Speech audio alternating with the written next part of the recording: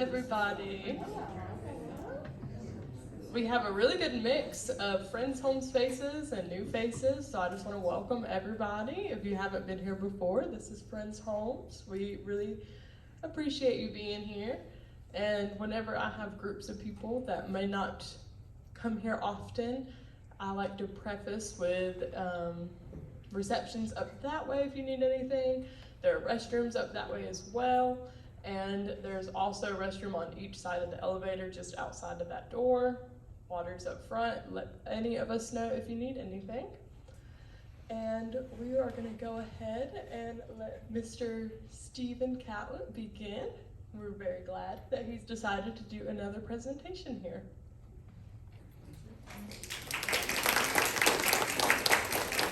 Thank you, and I really appreciate that.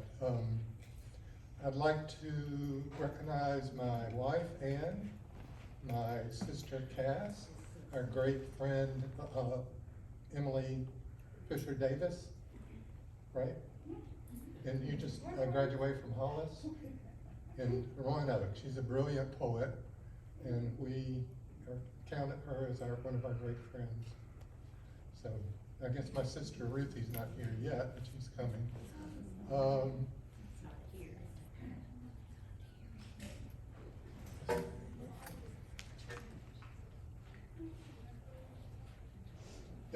It's wonderful to be here, standing again before an audience at Friends Home West. When I say again, I don't mean the recent poetry reading I gave, but rather an address I gave here sometime after Friends Home West opened in 1993. At that time, I was archivist at the Greensboro Historical Museum, giving an archivist outreach to the community talk. I remember it being to the Shepherd Center organization meeting. I always loved that aspect of my job. I got to intermingle with the community and in most cases supporters of the museum's mission to preserve and display our local history. So, unboxing the dead. The question you probably are asking is, how did I come to write my memoir, Unboxing the Dead?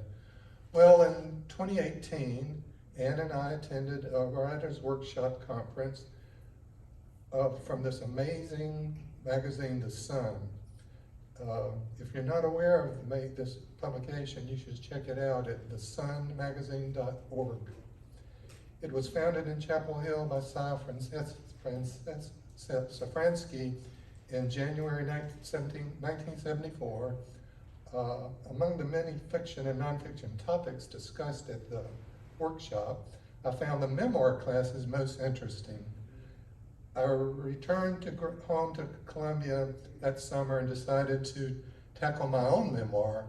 I asked myself, what had I done in my life that would be of interest to people other than me and my family?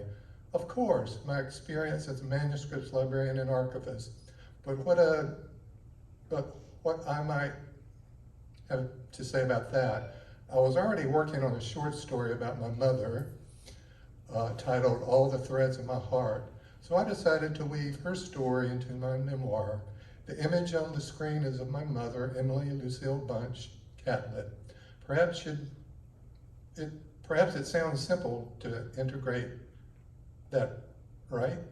It was not. The challenge was how best to integrate my professional life as a librarian and archivist, first at the American Philosophical Society Library in Philadelphia, and then the Greensboro History now Museum it's called, historical back when I came.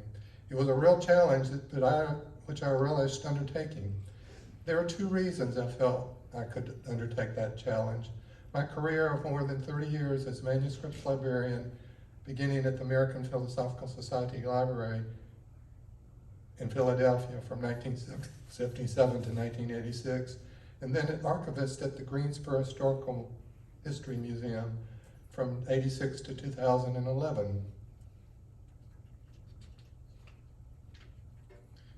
It led me to several insights and realizations about the meaning of history, its truths and myths. There were also what was motivating me in regards to my mother's life that included a failed World War II marriage which upended her life and her early dreams of becoming a writer. I'm still seeking more facts about her marriage to a soldier from Kansas, Jim Alpine. He served as a B-24 crew member, maybe even a gunner, which I want to pin down since I think it might explain the trauma that he went through, resulting in his divorce suit in '46 from my mother for her cruel mental behavior towards him. That landed on me hard when my father handed me her divorce papers one day in his den over on Tennyson Drive in Greensboro. She was the most gentle, loving, and spiritual person I've ever known, and the divorce threw her in her spiritual tailspin until the early '60s.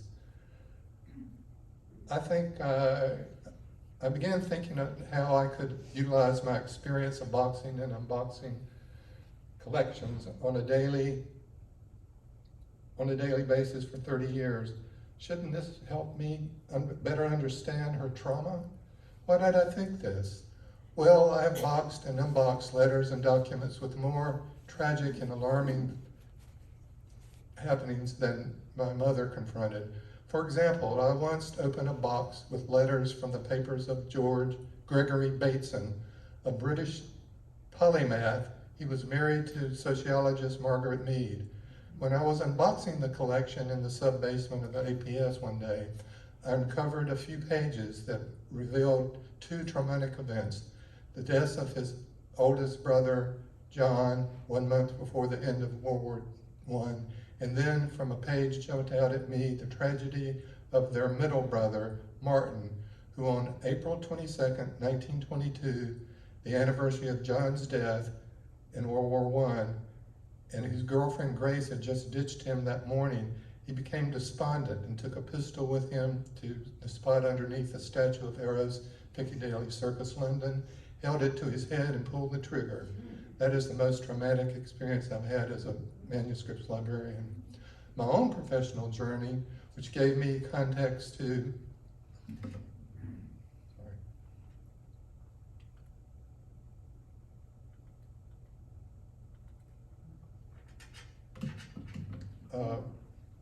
which gave me the context to better understand my mother's story, began on November 1st, 1977 in Philadelphia.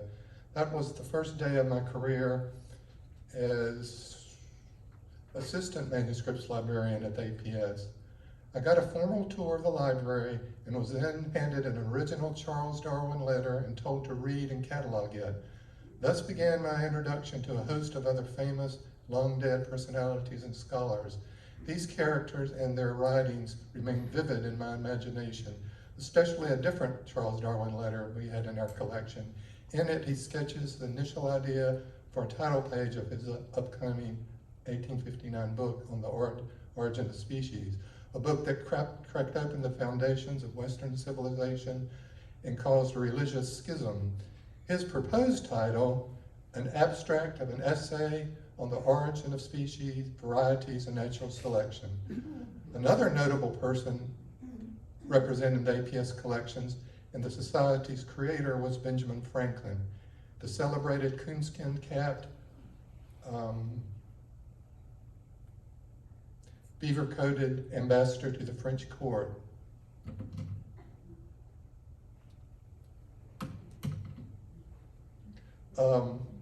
His miniature portrait of King Louis XVI of France, encircled with 408 diamonds, Louis had presented it to Franklin at his court in Versailles as a parting gift, and perhaps a gesture of affection and respect, or maybe a bid for future influence. These questions gave rise to the Emoluments Clause, Article 2 of the United States Constitution. And last, but by no means least, the APS was Thomas Jefferson, the daring provocateur and creator of the rebellious Declaration of Treason, was it not? Whose handwritten draft of that document sat in the bank vault room behind my desk, close to the Darwin and Franklin items. Jefferson inflamed the most dangerous human impulses, the yearning for liberty and self-governance. Its tangibility connected me to the dead as few documents can. When our family moved from Raleigh to Greensboro, my mother There you see her there. Either that summer or the next, my mom asked my sister and me to come outside to the patio. "I need to tell you something," she said. I still remember heightened emotions as Cass and I sat up opposite Mom. This was the kind of strict confidence moment that even a 12-year-old knows is significant. I was unsettled on not knowing what to expect, prepared for who knew what. We're divorced, we're getting divorced, I'm quitting the church, or I'm going back to school, so you need to help me more around here. Instead, she said this: "I think it's important for you to know I was married before." Those were the words I remember. My feelings, curiosity, yes, but overall relief. Whew, is that all? I remember thinking. For my sister, 3.5 years older, it required more. Does that mean that Daddy isn't my Mom? Cut her off quickly. Cassandra, just look in the mirror. When she does that, and even more with the passing years, Cass sees more along the lines of Catlett faces staring back at her. I returned permanently to Greensboro, North Carolina in 1986 as archivist at the Greensboro Historical Museum, now History Museum, where I remained focused on collecting and processing the facts of history. The great majority of our holdings were family papers from everyday people. They continued to speak, I continued to listen. In 1993, I curated a major World War II exhibit, Army Town, Greensboro, 1943 to 46. In preparation, I scoured the collections, the material on the women affected by the war in Greensboro. I found nothing. Resigned to using generic histories from nearby towns or far-flung cities for scripts to guide our designers, I remembered the Puckett family papers. They were in a leather suitcase found by a museum member on a curbside trash pile several years earlier.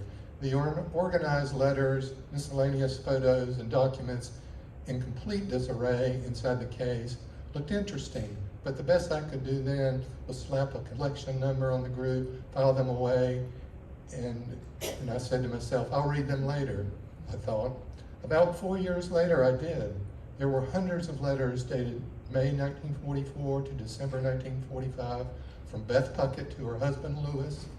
Every 3 or 4 days, Beth wrote to Lewis on board a ship in Pacific, telling him everything happening in town, in her life, in their children's lives. Bingo! My inadequate women on the home front text went to the trash. Instead, the exhibit featured real-life words, serendipitously saved from the trash. I let Beth Puckett speak the letters to her husband. I remember one night of your leave, putting my hand on your arm to memorize the feel of it, photographing your eyes in my mind, teaching my heart and eyes, all of you for the long, lonely days ahead.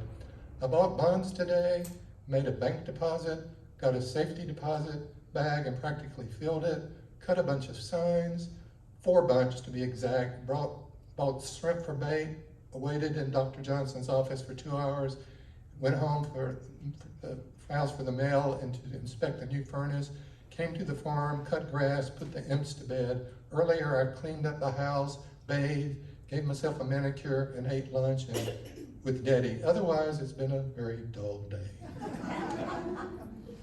I'm having to learn how strong one has to be to keep going. I'm afraid I can never be clinging vine again, nor do I want to be.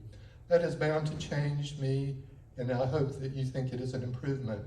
It is an inevitable part of the whole separation, and I think we might as well face it.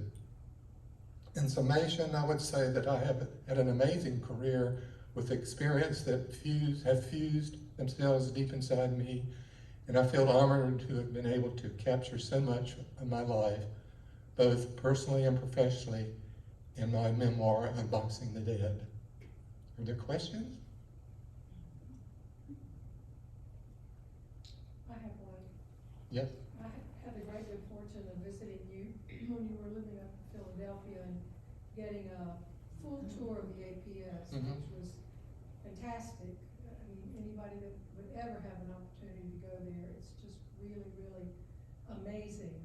And I was struck deeply by you're showing us the original journals of Lewis and Clark. I wonder if you'd just say a couple of things about that. Well, there are maybe 16 volumes. They're in red Morocco binding. Sorry. They're in a red, and just saw those last week. I just got to see those. Yes. And it was quite an experience. And they had drawings of the fish, so explicit. They were just wonderful. I was up there a couple of weeks ago. So thanks to Stephen, I and my daughter got to go. Oh, wonderful. Yeah, I'm so happy that worked out. I've struggled hard to make it happen, and you had I all know, types of problems. It was quite a Yeah. struggle because my daughter's car broke down and we had to delay any trips because the Friday before I got on the train and came back home, we got to go. Well, these were things that I would show on tours. I mean, it was easy to give tours to people, and I had all types of people I gave tours with too. Mr. Hewlett of Hewlett Packard was a member of the society, and I got to show him. I showed those journals to one Asian man. I don't know why he was there, but all of a sudden he reached out and grabbed one page, and it tore. So we had conservators upstairs, and they fixed that. But you know, you never know what someone's going to do. Very interesting to hear this because the puppets were our next door neighbors growing up. Really? For years and years. And they had one son my age, and so we went to school together. And then they built a house after we had already built ours. And that was a lot of years, and they used to visit back and forth all the time. Anyone else? Stephen, Yes. how did the Lewis and Clark journals get to the APS? Well, at that point in time, there was no Library of Congress. It had not been formed. The APS was basically the place where most historical things went.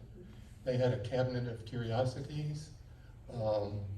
They have there the chair that Jefferson sat in at Independence Hall. Wasn't it founded by, Benjamin Franklin? Yes, In 1750?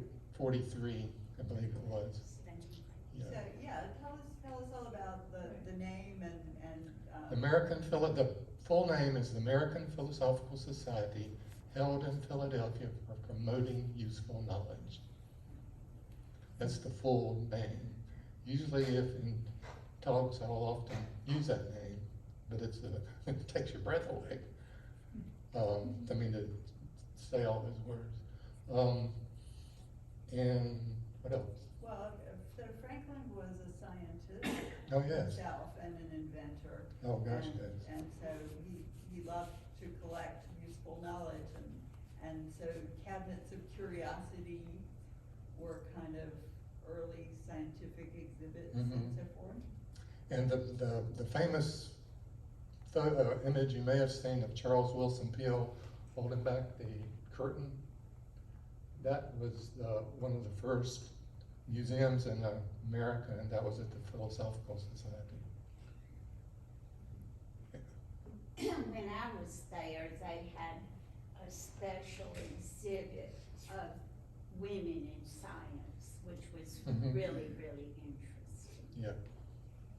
So Ann and I have been invited I've been invited to go up to Philadelphia on December 10th to speak to the society on the 13th.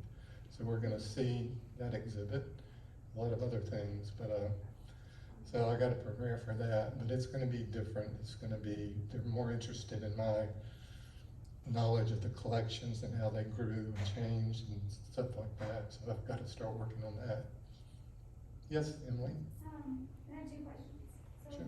is there anything in your life that you've been, like, a circumstance that you're like, this is what set me on my course to be an archivist, or were there like family traits that you feel?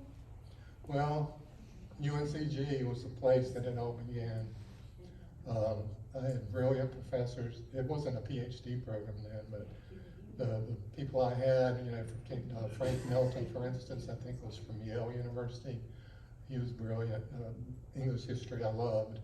And Carl Schalanis, who wrote the book on the Twisted Road to Auschwitz, who died recently or last year, he was brilliant. So I had tremendous instructors, and also in English. So it was really a top-notch program. When I came back to Greensboro, William Link, who's still living, he had taught the archives course, but he was looking for someone else to do it.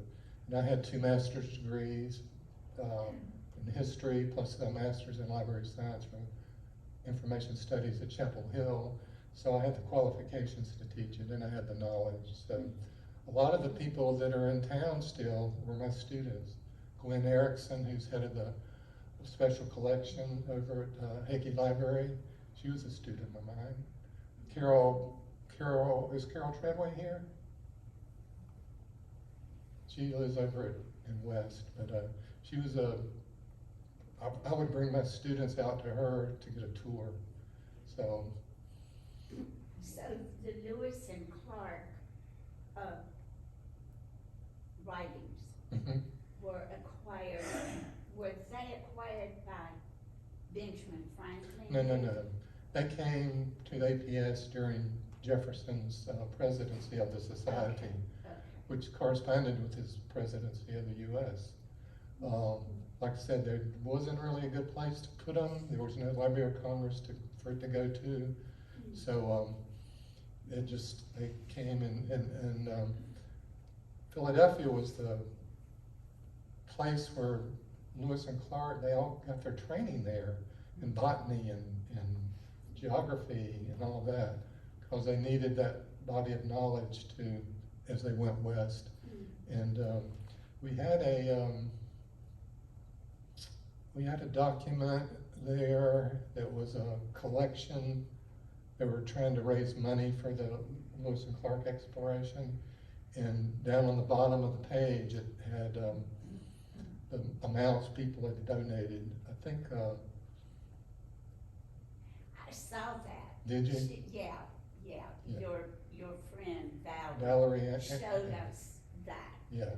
So yeah, there was different And amounts they and that was signed found by accident across the street by some intern we had working that summer. They signed it and put the amount of money Yeah. they gave, like, $100. most of them gave $20. Mhm. One of them gave 10, and I can't remember who that was, Yeah. but, Yeah, it was a whole list of people. interesting. Fascinating, yes. How does the APS come about by their collections today? Do you have any idea? I'm just curious. Well, they're And what still kind of receiving donations. It used to be, you'd almost take anything. I think now it's a little bit more, can you give us funds to help process these? So it's changed a bit. Back in the day, we would, I took trips with my son up to William Fenton's house. He's a noted American Indian scholar up in Connecticut, I think it was. Anyway, Evan and I went up there on a little flight, and it was very nauseous, but he had his little blankie in his mouth, and he was able to make the trip. And then we drove back with all these boxes. Were you at the APS when you visited Margaret Mead? Yes. So would you tell that story? It's very entertaining. Well, so Whit Bell and myself and Margaret Mead's daughter, Mary Catherine Bateson, met at the library, and she was looking for a home for the papers in which everything wouldn't be broken up, because they were pioneers in holistic documentation. So in other words, when they were in the South Pacific or they were doing any of they would take photographs but also take movies. So it was a really holistic, and she didn't want it to be broken up. At least that's what she said. They ended up going to the Library of Congress. But anyway, Whit said, go up to New York, go visit Rhoda Matro, who was, so I went up there, went upstairs, walked past all these cases with all this memorabilia from the South Pacific, and it was quite heady. Went up to the top floor, because Whit wanted to know, what they had. Is it something we could take care of? And I knew we could take care of it because we didn't separate stuff. We would bring things all together, and so a researcher could have been in a reading room, looking at the stuff, seeing movies, doing all that. But I got up at the top floor and was looking at all the file doors, and Ms. Matro said, "You see that door over there?" When when Margaret would get a call from someone she didn't want to see, she'd go over there and run down the back stairs. So that stuck with me, and those brilliant big windows. This was in the old part of the American Museum, the castle part, they call it. Natural history? Yes, Yeah, natural history. yeah. Anyway, so I've had, amazing experiences. What can I say? You mentioned the Shepherd Center. Yes. What was your association with them here?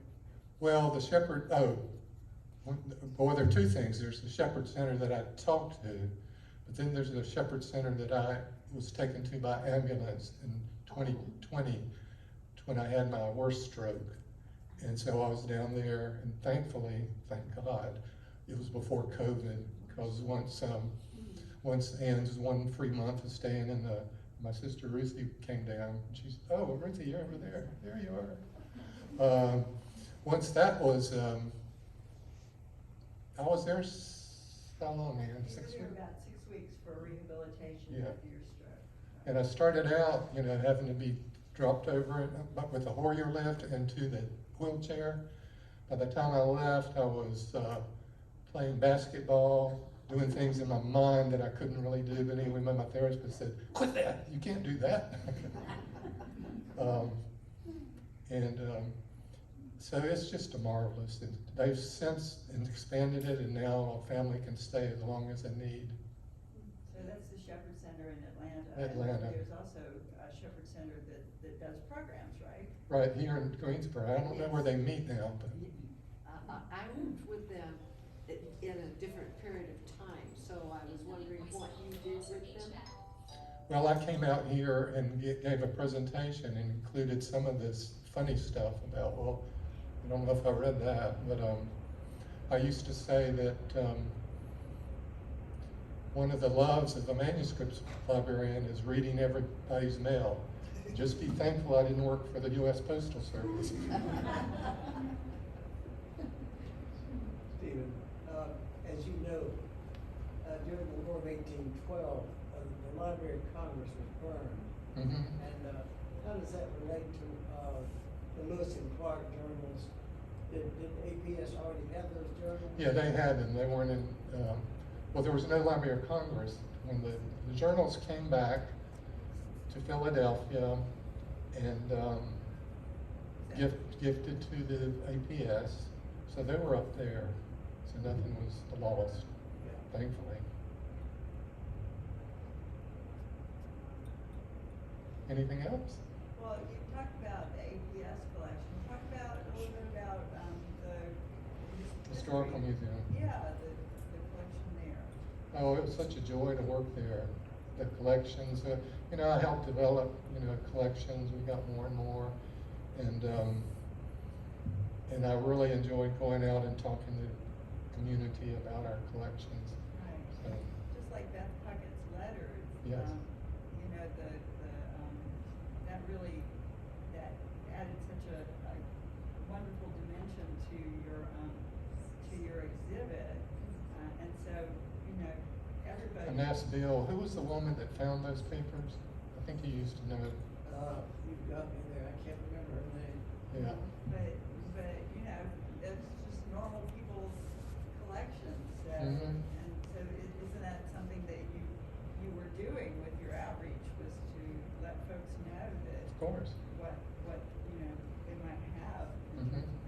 Yeah, most people don't think what they have is that significant. In fact, you were saying you had papers of military papers? Yeah, my grandfather, he was a Swedish Mhm. immigrant. As a little boy, his parents were dead, and he came to the United States with other Swedes down to St. Lawrence and to Chicago. And then he became a citizen and joined the U.S. Army. And so I have a lot of documents that are really nice. One thing that they always told us was that he guarded City Bull's grave. So that was real special to tell. So you're Karen, right? Karen. And Karen actually taught my daughter, Jean Marie, in the 7th grade at, was that Ben Kaiser? Yeah. Those are like exciting to find that out. I've texted Jean Marie, so I'll hear later if she remembers it. See if she remembers. She will. Stephen, didn't Walter Sills help you a lot with? Oh gosh, yes. There were two people I really needed to help me on local history. One was Walter Sills, and the other was my ex-wife's father, Sam Fouché. They had memories like a trap. If I had any questions, they could answer them for me. So they were a great resource. And they were World War II veterans too. Yes, yes. Oh, Walter was wonderful. And we have audio in the exhibit at the APF, or at the Greensboro Historical, and our Voices of the City. If y'all have not been to that exhibit, you need to go. It's one of the best exhibits for a museum of any size. And it was a lot of fun working on that, but we did try to preserve the barrack, because we got actually donation of the barracks, cot and so forth, or maybe not the cot, but from, Bunk bed, but I forget where it was. a bunk bed. Yes, bunk bed. And so we have one of those, there's one of those still on display, and then there's a push button. You can hear Walter talk about the famous quote from how did that go? It's hilarious. Anyway, you need to go and cycle all the way through there and see all, and they're still doing a great job at the History Museum. Walter Sills used to do it. Yeah.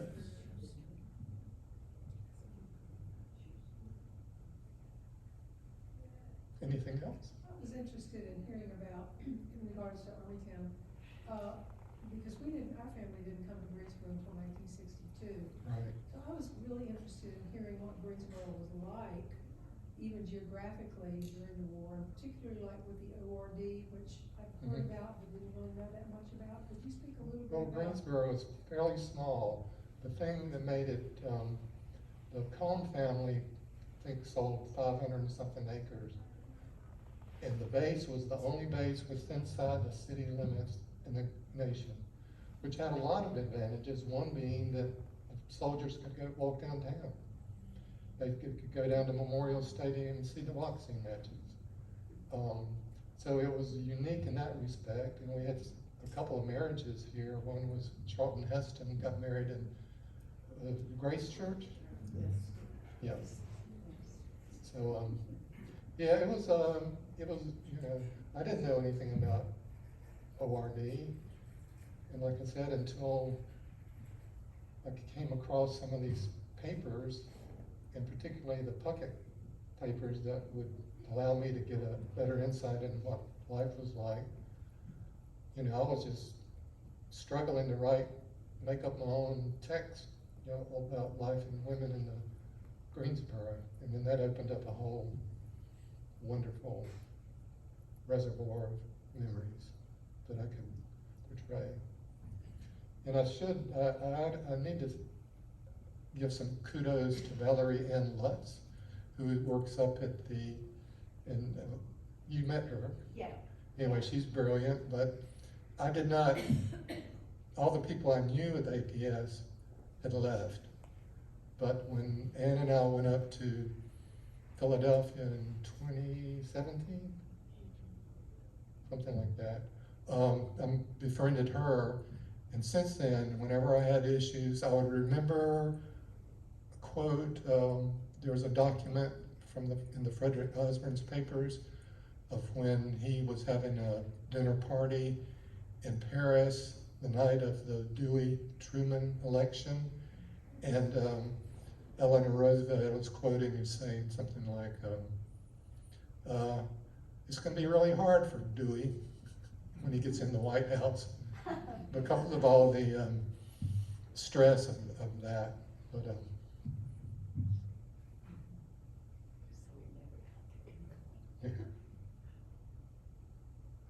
So, you know, it's hard to say what, you know, my career at the APS was amazing.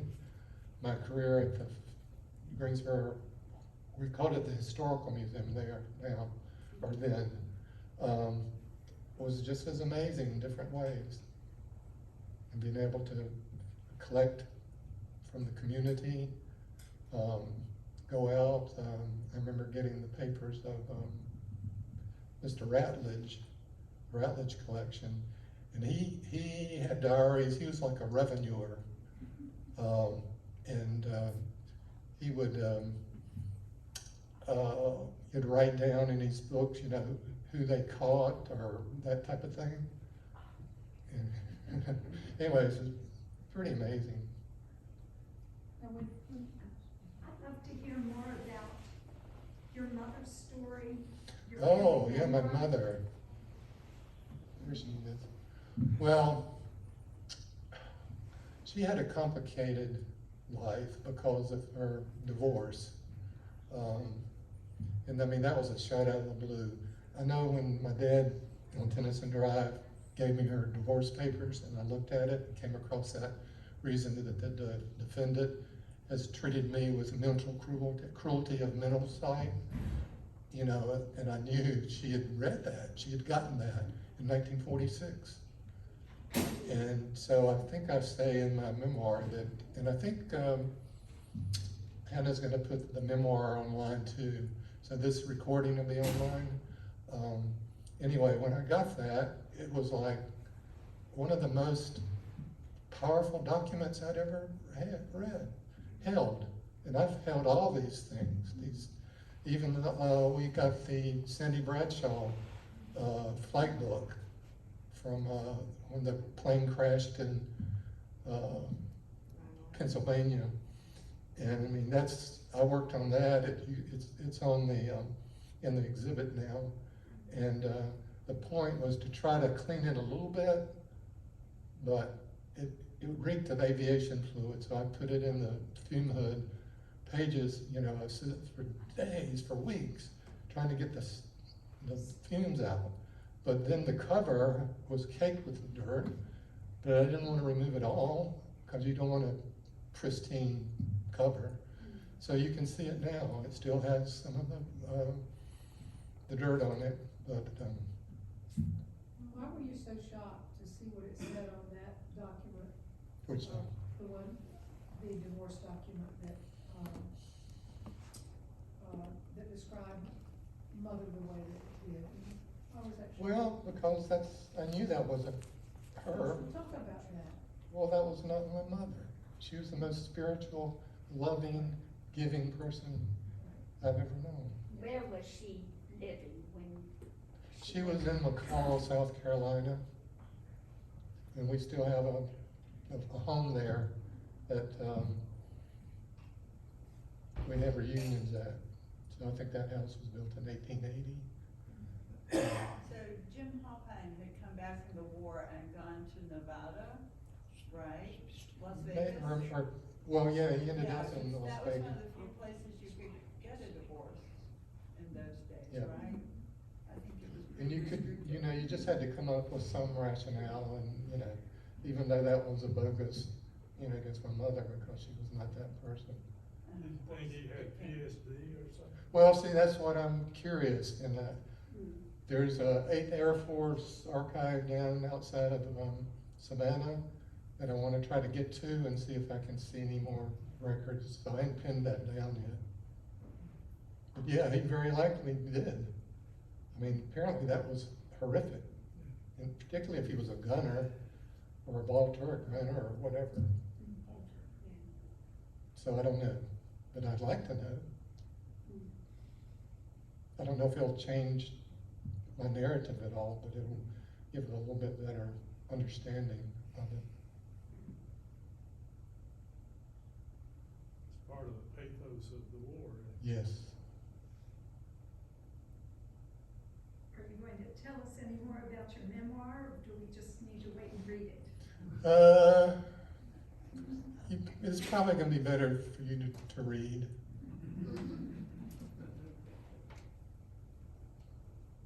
So I do have to do a presentation in Philadelphia, and it's not going to be like this. It's going to be more of a, tell us about your time at the Philosophical Society, what the collections were back then and how they've evolved, that type of presentation. But I haven't pieced it out yet. Before we went to see Valerie, we watched and listened to online Oppenheimer's speech when he presented it to the American Philosophical Society. Mm-hmm. I don't know when he died, but that was really interesting. Yes, I have watched some of that. Yeah, about concerning the after effects of the atomic bomb. Mhm.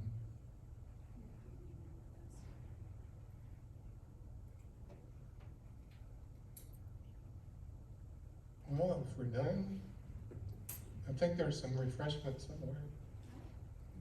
And look at my books in the back. If you happen to find any of them locally, I highly recommend the second one, Dateline Greensboro, only because that's the only one I have copyright to. And I do, but I'll be happy to sign if you know, and you can get them locally at Harris Teeter or other grocery stores that have sort of local history books. Well. Barnes and Noble too. Oh, okay. Yeah. They aren't that What expensive. about the museum? Would they be there?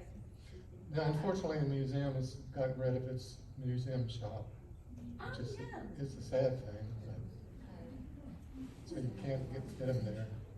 In fact, my Armytown book, I think Elise had a spare one, right? And she gave me one. So